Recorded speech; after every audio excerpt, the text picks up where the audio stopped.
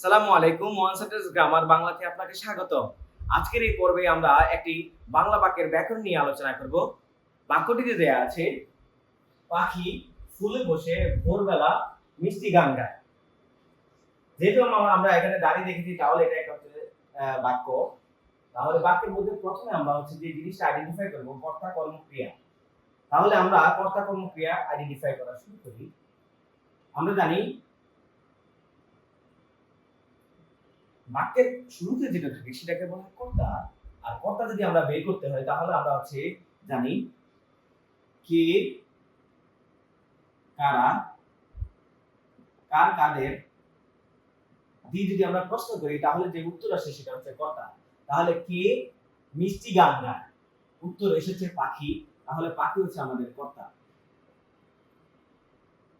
এখন আমরা হচ্ছে ফুলে বসে ভোরবেলা মিষ্টি গান গায়। এখানে যে গানটা আমরা জানি স্বাভাবিকভাবে কর্ম। কর্ম কিভাবে আমরা জানি? কর্ম হচ্ছে দুইভাবে আইডেন্টিফাই করা যায়। কি বা কাকে দ্বারা প্রশ্ন করলে যে উত্তর আসে সেটাকে বলা হয় কর্ম। আমরা এখানে কি দিয়ে প্রশ্ন করলে উত্তর পাই হচ্ছে গান। কি গায়? গান গায়। তাহলে গানটা হচ্ছে কর্ম। তার পরবর্তীতে আমরা হচ্ছে গায় শব্দটা পেয়েছি। এটা হচ্ছে আমরা জানি এটা হচ্ছে ক্রিয়া।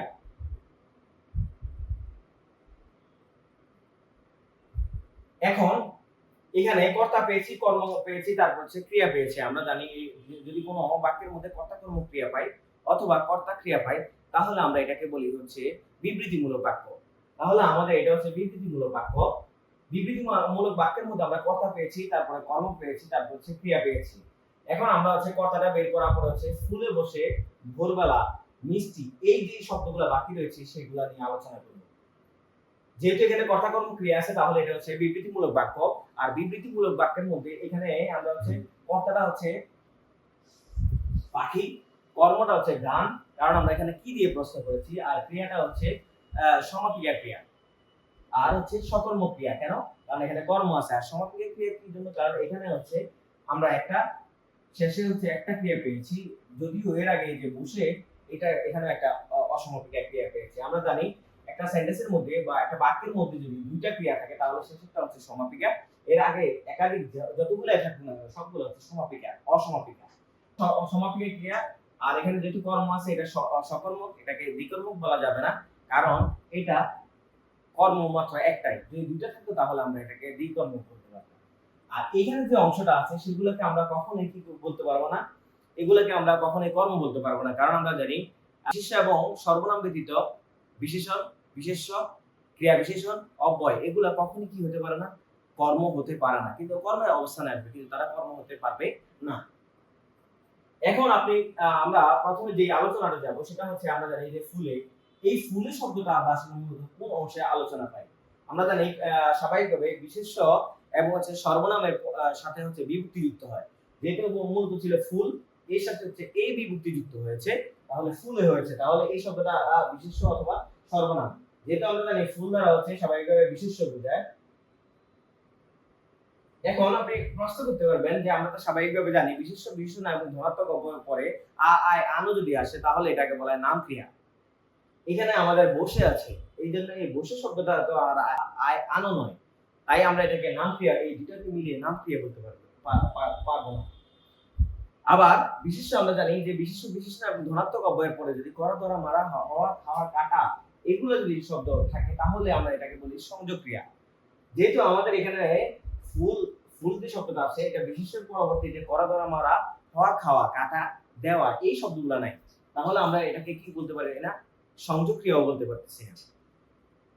তাহলে আমরা এখানে যে ফুলে বসে যে সব, এখানে হচ্ছে এই বসেটা হচ্ছে অসমাপিকা ক্রিয়া।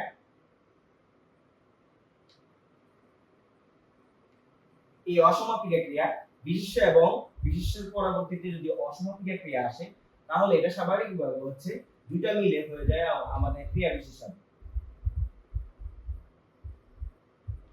ক্রিয়া বিশেষণ কিভাবে ক্রিয়া বিশেষণ হয়? আমরা জানি কোনো কিছুকে যদি আমরা কখন কোথায় কিভাবে দিয়ে প্রশ্ন করি, তাহলে যে উত্তর আসে সেটাকে বলা হয় ক্রিয়া বিশেষণ। যেহেতু আমরা এখন যদি প্রশ্ন করি পাখি কোথায় বসে ভোরবেলা মিষ্টি গান গায়, তাহলে উত্তর আসবে ফুলে। তাহলে এই যে দুটো শব্দ আমাদের এখানে কি হচ্ছে, ক্রিয়া বিশেষণ হয়েছে। আবার আমরা এখানে যদি প্রশ্ন করি কখন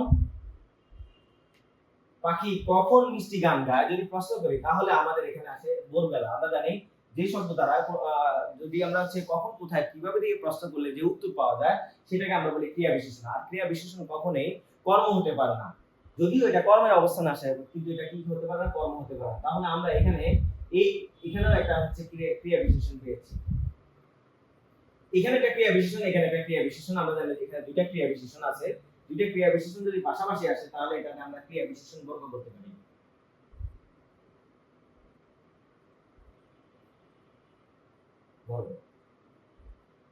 এখন প্রশ্ন হচ্ছে যে আপনি আমরা এখানে গানটাকে কর্ম হিসেবে পেয়েছি, এইটা হচ্ছে মিষ্টি। মিষ্টি দ্বারা হচ্ছে কি বোঝায়?